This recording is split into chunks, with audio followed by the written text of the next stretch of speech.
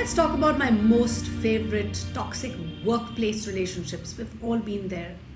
Almost every one of us has been stuck with a toxic team or an environment, toxic environment. Most of us feel a little helpless and panicky when working with people who make us sore. Every day that you have to face a negative situation at work feels like torture. Even with increased attention to building positive corporate cultures, we always get stuck.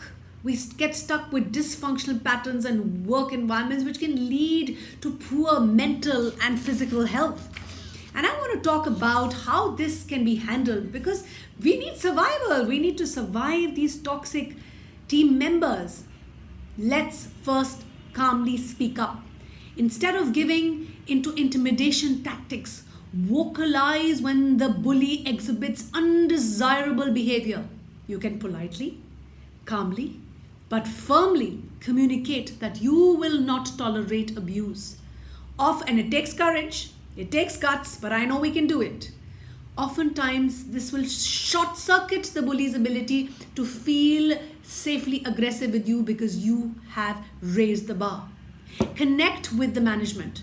Talking to your manager might make you feel uncomfortable, I understand. Regardless, if you've tried everything else, it's important to make your manager aware of the issue. Remain neutral, stick to the facts, clearly communicate what actions you have taken to manage the situation, and then ask for suggestions. Set healthy boundaries. This is a must. What if the bully happens to be your own boss? Then what do? Set realistic expectations, boundaries through assertive communication. Even if being assertive is the last thing you want to do, but you have to do it. If nothing changes, engage your HR resources.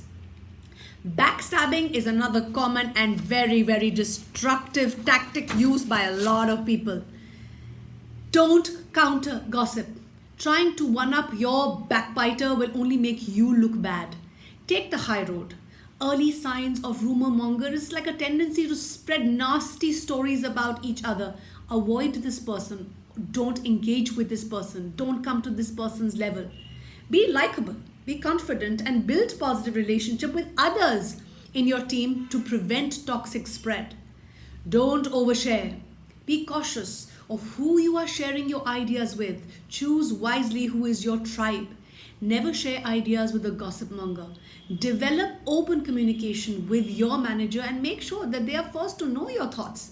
This can prevent a lot of hurt and harm.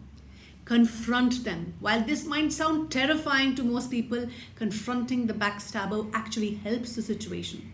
From time to time, your toxic team member may trigger you. They want to trigger you. Usually, there is a misunderstanding that can be brought to rest and can be resolved if you calmly and openly have a conversation. Ask, what's wrong?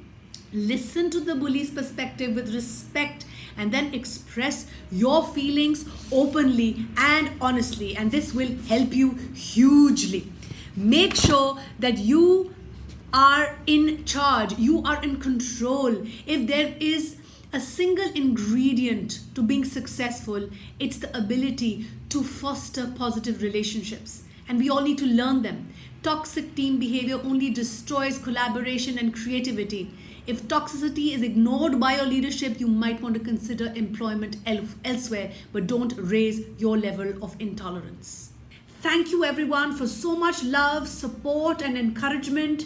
Keep liking, sharing, subscribing to our Happiness is Love YouTube channel, and we really, really are grateful for all the love.